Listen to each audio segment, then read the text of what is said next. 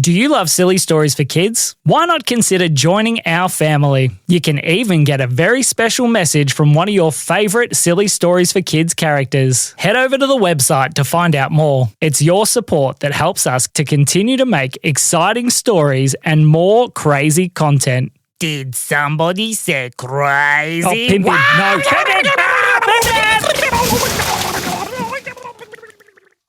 Welcome to Silly Stories for Kids with me, Sam, a podcast where I make up a silly story just for you.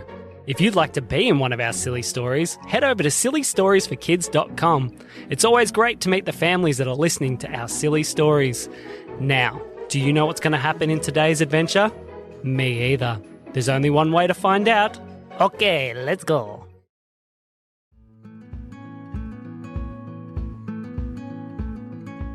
One day, two little kids named Mason and Sullivan were sitting on the floor. Now, Mason had been working on a puzzle for a very long time. It was quite a difficult puzzle and he had been working very, very hard. He'd been lining up each piece and getting it ready and popping it in, one by one by one. Now, he was getting very close to the end and he was starting to get a little bit worried. Sullivan, I don't think I've got enough pieces, he said. Sullivan smiled and shrugged. Oh dear, said Mason. He kept working and working until he had popped in all the pieces that he had, and there was still one missing. No, he yelled. Oh dear, that's the worst when you don't have the last puzzle piece. He was getting ready to pull it all apart and pop it back in the box when he heard a voice. Hello, did I hear you are missing a puzzle piece? Mason turned around, trying to see where the voice had come from. And there, standing behind him, was a funny-looking man.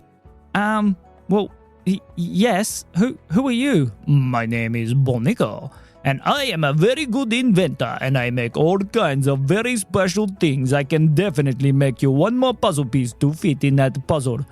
Well, that would be good, said Mason. I'd really like to finish it. Okay, one moment, let me look at the shape. Bonico took a very close look at the puzzle to see which one was missing. I can definitely do this. He pulled out his bag and opened it up. He started pulling out tools and all kinds of things. Here, you hold this. He handed a big hammer to Sullivan, who was holding it looking very peculiar. Okay, and you hold this one, he said to Mason, handing Mason a giant pair of pliers. Okay, and now we need to do this bit here, and then we will add some of this. Bonico started throwing tools and things everywhere and started smacking it all together. He was drilling and cutting and sawing, and then he asked Mason to use his pliers. Okay, now grab it here and hold very tight. Mason grabbed onto the giant thing of something that was now there. Okay, now Sullivan, you hit this with the hammer. Sullivan held the hammer and looked. Okay, you do it now. Sullivan swung the hammer straight down towards what Mason was holding, and when he did, all the side pieces broke off.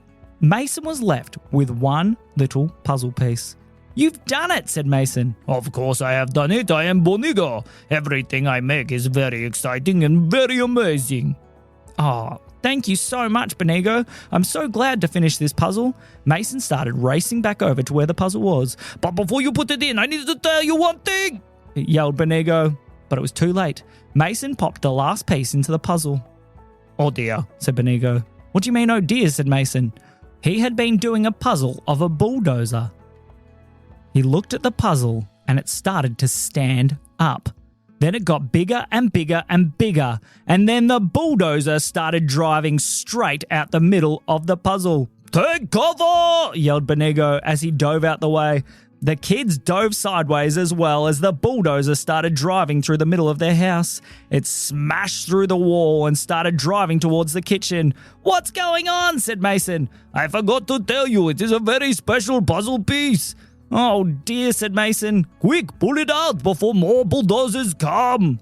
Okay, said Mason. He raced over to the puzzle that was now standing up, looking much like a window. He looked very carefully and he could see one piece that was glowing. He reached up and grabbed it and pulled it out.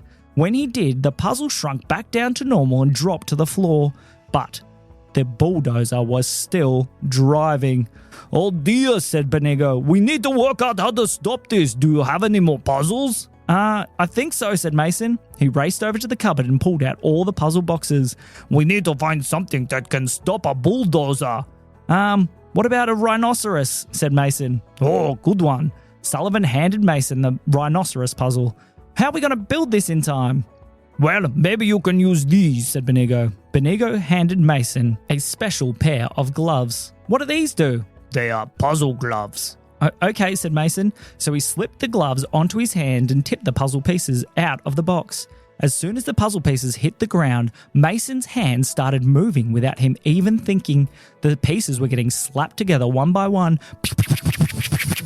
Wow, said Mason. Look how quick I'm doing this puzzle. Before he knew, the puzzle was almost complete except for one piece. Now put in the special piece, said Benigo. Okay, said Mason. He popped the special puzzle piece in, and when he did, the puzzle stood up. It got bigger and bigger and bigger, and a rhinoceros started walking out the middle of the puzzle.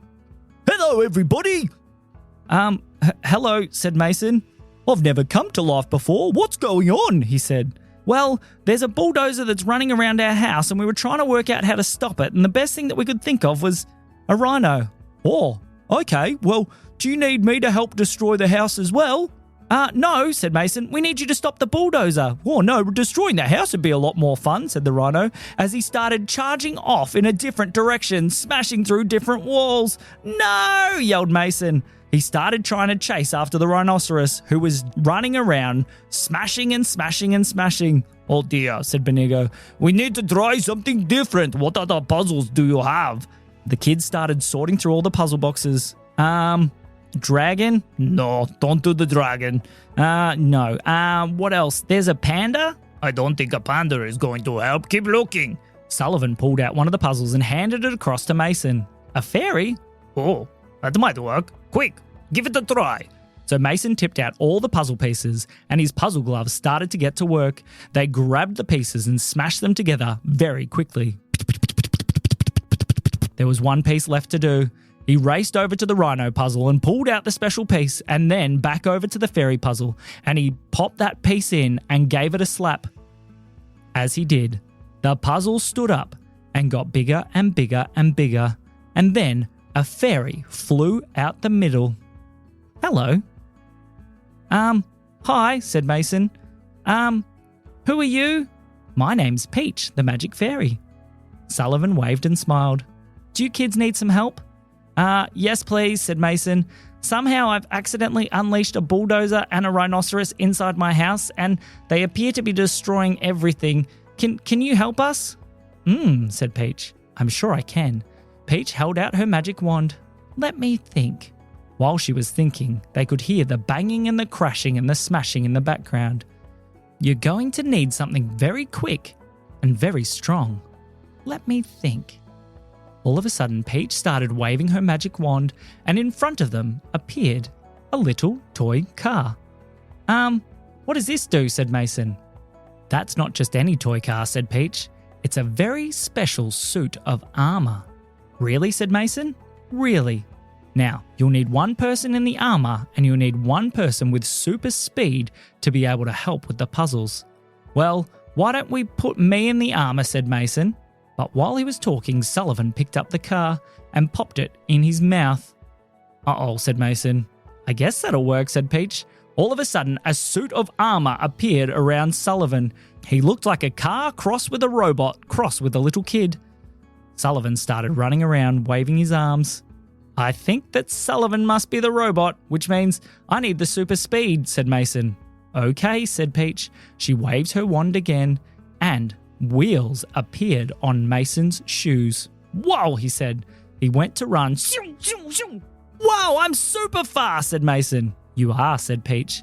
Well, I hope that helps. You best put me back in my puzzle before you run off. Okay, said Mason. So Peach flew back in through her puzzle, and Mason pulled out the puzzle piece, and the puzzle dropped back to the floor. Okay, Sullivan, you need to capture the rhino and the bulldozer and put them back inside their puzzle. I'll put the piece in so that you can get them back in. Sullivan nodded and started running off through the house with his special suit of car armor. He raced straight towards the rhinoceros. You can't stop me, said the rhino as he poked his nose straight down towards Sullivan. He was getting ready to give him a big bump, but Sullivan grabbed the rhino by his horn and picked him up over his head. It was an incredible sight to see. A little kid holding a rhinoceros by the horn upside down. He started running around the house. Whoa! Quick, Sullivan, over here! Mason used his super speedy wheels and zoomed over towards the rhino puzzle. He slammed the piece in. It stood up and got big. Sullivan threw the rhino back through the puzzle. They saw him land on the other side, and he started running back towards them. I'm gonna get out! I'm gonna get out! But Mason zoomed over to where the puzzle piece was and pulled it back out. Bang! The rhino ran straight into the front of the puzzle, but he couldn't get out. The puzzle fell back down to the floor. No, said the rhino. All right, said Mason. Now we just have to deal with the bulldozer. The bulldozer was still driving through different rooms. Do you think you can do it, Sullivan? Sullivan turned around and nodded and smiled and ran away laughing. He raced over towards the bulldozer, and the bulldozer started driving towards him. As they were charging towards each other, Mason yelled, "Be careful, Sullivan!" I don't think that is Sullivan that needs to be careful, said Benigo. I think it's the bulldozer. Sullivan grabbed the bulldozer in his hands and picked it up. He then started shaking it around. As he shook it, the bulldozer seemed to get dizzy. Sullivan put it back down, and it tried to drive, but it couldn't drive straight at all. Oh, yeah, I gotta fix the puzzle, said Mason. Sullivan picked up the bulldozer once more, and Mason took the puzzle piece over to the bulldozer puzzle. He slotted it in, and it got big and it stood up once more. Sullivan spun 3 times and threw the bulldozer back into the puzzle, and Mason pulled the piece back out. Phew, said Mason as he zoomed over towards Sullivan. Are you okay? Sullivan did his muscle pose to show that he was happy and strong. They looked around. Our house is completely destroyed. What are we ever gonna do? Well, I think that we can make something to fix it, said Benigo. The boys looked at Benigo and smiled. Benigo started running around the house, picking up lots of different things off the ground, and then started pulling bits and pieces off of Sullivan's armor. He then combined it all into one big machine. What is it? Said Mason. Hold on and see. Mason grabbed onto the handles on the sides of the machine. Now you just need to spin around and press this button. So Mason started to spin and press the button on the big machine. As he did, all the pieces on the ground of the entire house got picked up and started getting popped back into position. The walls were rebuilding, the roofs were replastering, everything was painting itself and repairing.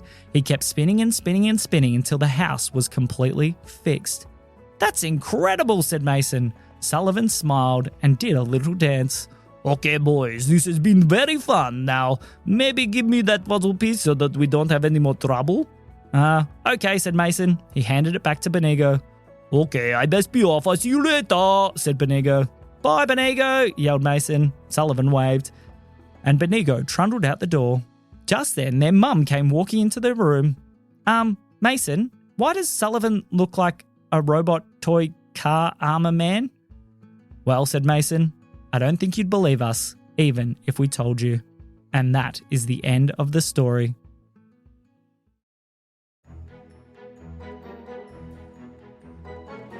This episode is brought to you by Bonigo Puzzle Pieces. Do you have a puzzle that is missing a piece? Get a Bonigo piece and bring your puzzle to life. We hope that you have been enjoying the silly stories for kids. Make sure to leave a review wherever you find your podcast and share it with 1 or maybe 20 of your friends. This has been me, Bonigo. And me, Sam. We'll see you soon.